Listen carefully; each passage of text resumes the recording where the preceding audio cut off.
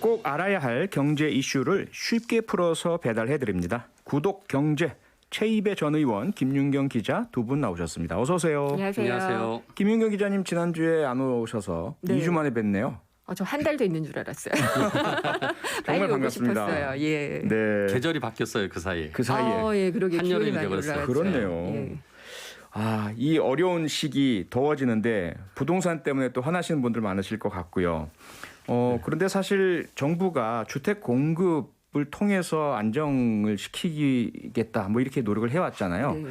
그런데 그러한 주택 공급 계획이 흔들리고 있다 이런 얘기가 들리네요. 일단 과천 때문에 얘기가 또 많이 나오고 있었는데요. 네. 그러니까 지난해 8월 4일이었죠. 공급대책에서 이제 과천청사 유휴부지랑 이제 뭐 여러 가지 도심에 유휴부지를 이용을 해가지고 주택을 공급을 하겠다 이런 계획을 국토교통부가 밝혔었죠. 네. 그래서 과천 같은 경우에는 이래서 4천 채가 이제 공급이 될 예정이었어요. 예. 근데 과천 주민들이 엄청난 반대를 했습니다. 아. 일단은 공원 같은 휴식 공간이 필요한데 네. 그 자리에 아파트가 들어서면 안 된다라는 그런 의견들도 있었고요. 뭐 네. 교통체증 이런 것도 있었는데 예. 제가 보기에는 약간 좀 임대주택이 들어오면은 집값이 하락할 것에 대한 우려도 아하. 어느 정도 있어서 결사반대하지 않았나 이런 생각이 좀 듭니다. 네. 그래서 어쨌든 이게 철회가 됐어요. 지난 4일 날. 아, 공식적으로 철회가 됐나요? 예. 그래서 이제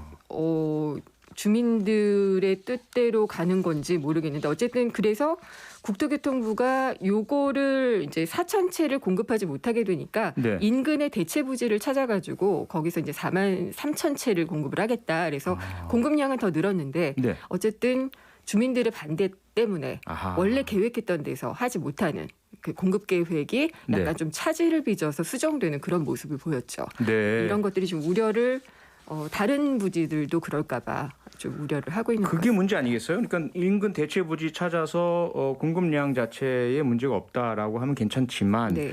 이러한 현상이 다른 곳으로도 전파가 돼서 계속 차질이 빚어지는 것 아니냐 이런 우려가 있죠. 그렇죠. 그러니까 정부에서는 신속하게 주택을 공급하기 위해서 네. 그러니까 국공유지. 그러니까 지금 과천도 과천종합청사 그 정부종합청사가 나간 빈자리에 네. 지으려고 했던 건데 그렇죠. 이제 주민들 반대로 이렇게 안 되고 있고요. 그럼 서울 같은 경우는 이제 태능에 그 육군 골프장이 있습니다. 예. 그 골프장 빼고 거기에 10,000채 정도의 신규 공급을 하겠다고 했던 거고 그다음에 용산도 이제 그런 계획을 가지고 있었던 건데요. 지금 용산역 정비창이 거기도 이제 1만 채 이제 세대를 들여서게 하려고 했던 건데 네. 지금 이런 식으로 과천에서 이렇게 주민들의 반대로 안 됐더라 하면 당연히 또 그 태능이 있는 노원이나 네. 또 용산 쪽에서도 주민들이 반발을 해서 그렇죠. 이거를 이제 못하게 할 수도 있지 않냐라는 우려가 드는 거예요. 근데 저희가 이렇게 그 신도시 계획이나 이런 걸 할 때 보면 예. 결국은 이제 사유지를 사들여서 그걸 개발해서 짓고 뭐 인프라 깔고 하려면 기간이 너무 많이 오래 걸리는 거예요. 그래서 네. 빨라야 뭐 4년, 5년 이렇게 얘기를 하는데 네. 그나마 빠르게 공급하려고 이렇게 이제 그 국공유지로 하려고 했던 건데 이것마저 이제 막히면 어허. 이제 전체적으로 정부가 예상했던 공급 대책에 대한 시점이 늦춰질 수밖에 없는 것 아닌가. 그리고 아하. 특히나 최근에 LH공사가 좀 논란이 많이 됐잖아요. 그렇죠. 그러면서 이런 일을 또 하는 데가 LH공사인데 네. 뭐 그 안에서도 조직이 문제가 있으니 이런 일이 잘 진행되기가 힘들다 이런 평가가 나옵니다. 예. 김윤경 기자님. 네. 그러면 이렇게 된 게 애초부터 잘못된 계획 탓입니까? 아니면 주민들께서 좀 받아들여 주셔야 될 걸 예. 무리하게 반대하신 때문입니까? 그거는 딱 잘라서 답변을 어렵죠. 드리기는 좀 어려운데요. 아하. 최 의원님 말씀하신 것처럼 네.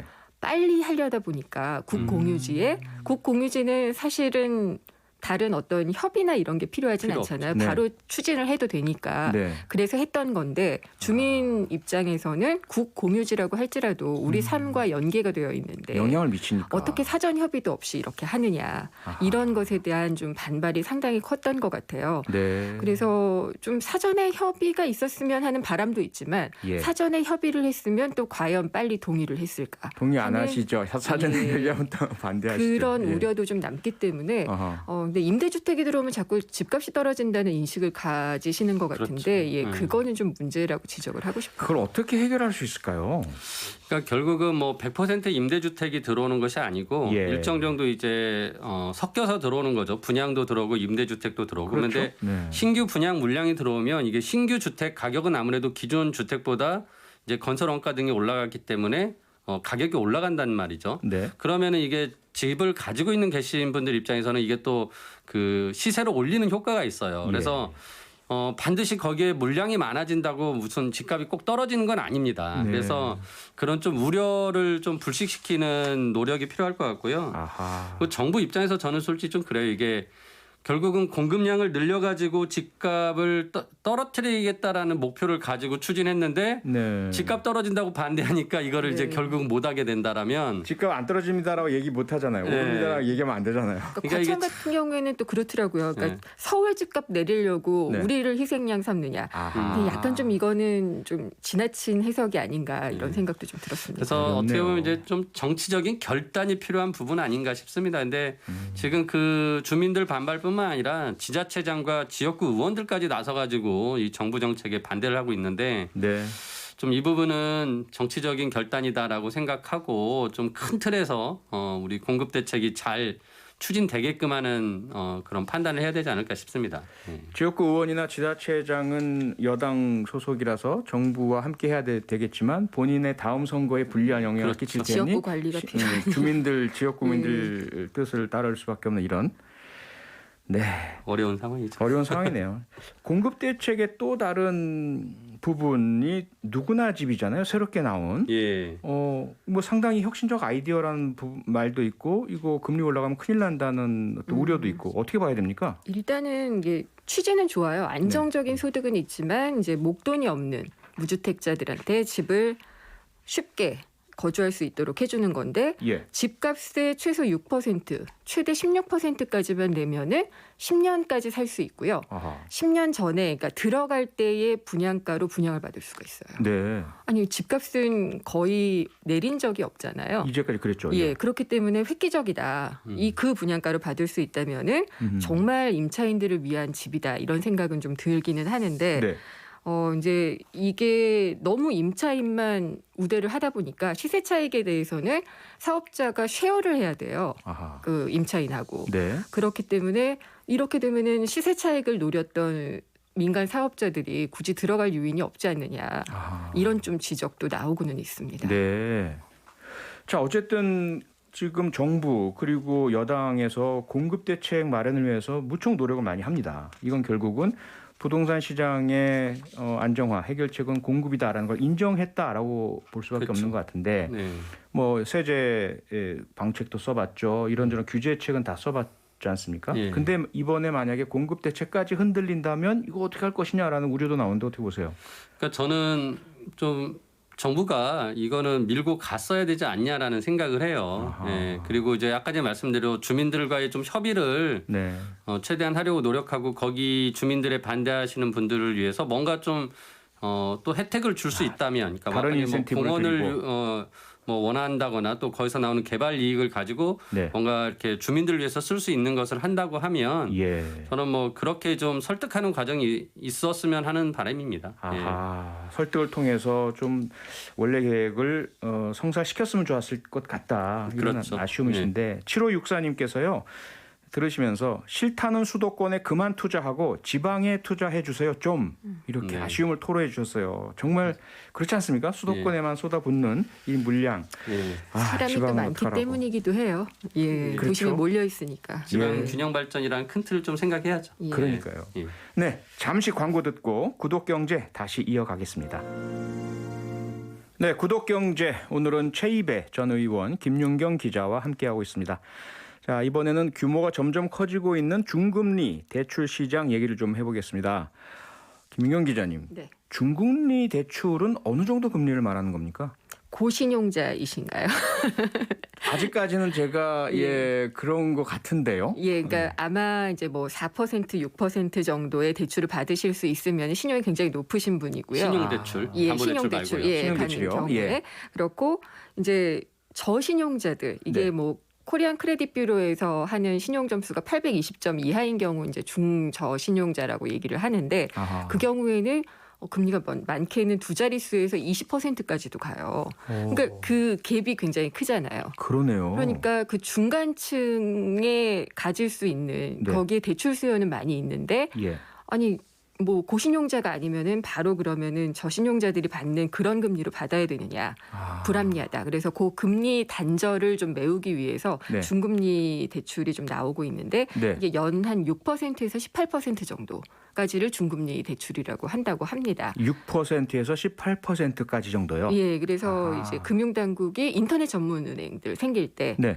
중금리 대출을 활성화하기 위한 취지로 어느 정도 인가를 내줬다고 좀 볼 수가 있어요. 아하. 그리고 인터넷 전문은행들 같은 경우에 또 신용평가 같은 것들을 좀 고도화하고 있거든요. 예. 기존에 뭐 월급이 얼마고 소득이 얼마고 뭐 이런 것만 가지고 하는 게 아니라 네. 신용카드 사용하는 방법, 뭐 사용처가 너무 사치스러운 데 쓴다든지 근데 그게 아니라 생활에 쓴다든지 뭐 이런 걸로 이제 신용평가 점수를 달리하는 거죠. 아하. 그래가지고 좀 더 고도화해서 연체율이나 상환율 같은 것들을 조절할 수 있도록 해서 중금리 대출을 해주는 게 지금 이제 당국의 압박이기도 하고 또 네. 인터넷 전문은행들의 과제이기도 하고 그렇습니다. 아, 네.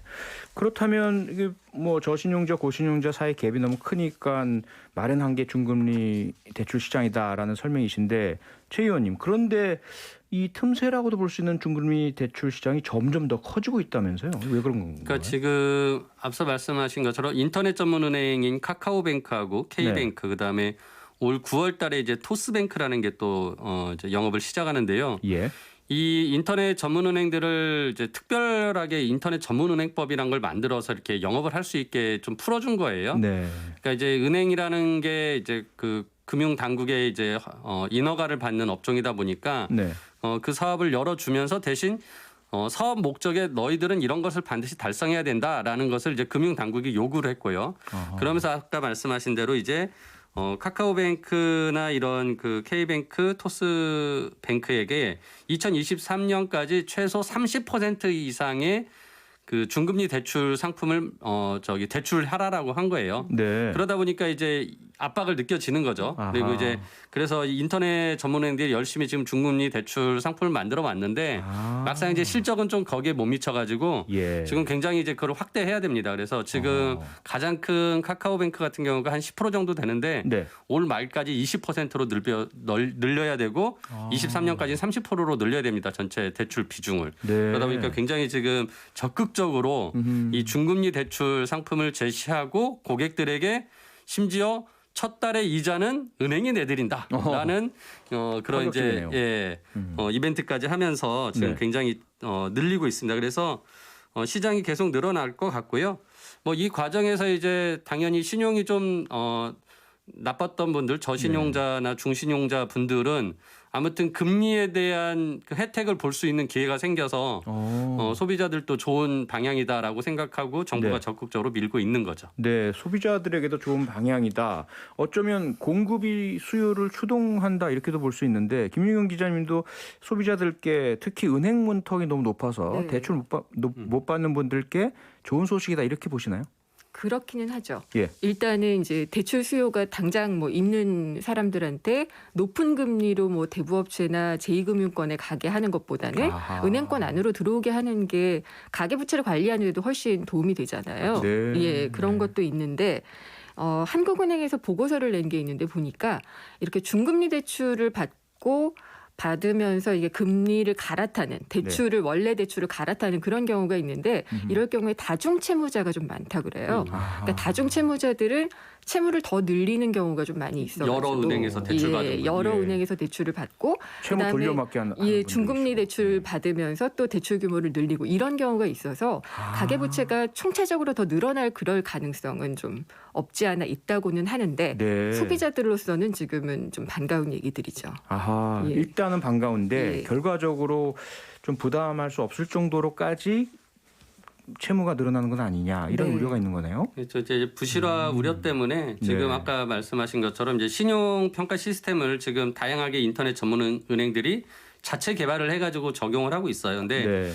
이게 과연 그 제대로 작동해서 정말 그 평가한 대로 제대로 대출해주고 이 부실화를 줄일 수 있겠느냐라는 좀 우려는 있습니다. 근데 네. 뭐 이제 그거는 은행들이 진짜 어떻게 보면 사활을 걸고 예. 부실을 막기 위해서 제대로 된 평가를 해야겠죠. 아하. 예. 마지막으로 짧게 짚어봐야 될 것 같은데요. 지금 한국은행 얘기 나오신 김에 네. 아니 지금 자영업자 총 부채가 500조가 넘어선다고 하고요. 다중채무자들 많아졌다고 하시는데 한국은행에서 금리 인상을 하면 상당히 좀 큰일 아닙니까? 그래서 금리를 인상해야지 되기도 해요. 과잉 유동성을 관리하기 위해서. 그래서 예, 그런 것도 있고요. 네. 그다음에 이제 경기가 많이 나아지고 있으니까 이게 또 과열로 갈 수도 있기 때문에 선제적으로 좀 대처해야 된다.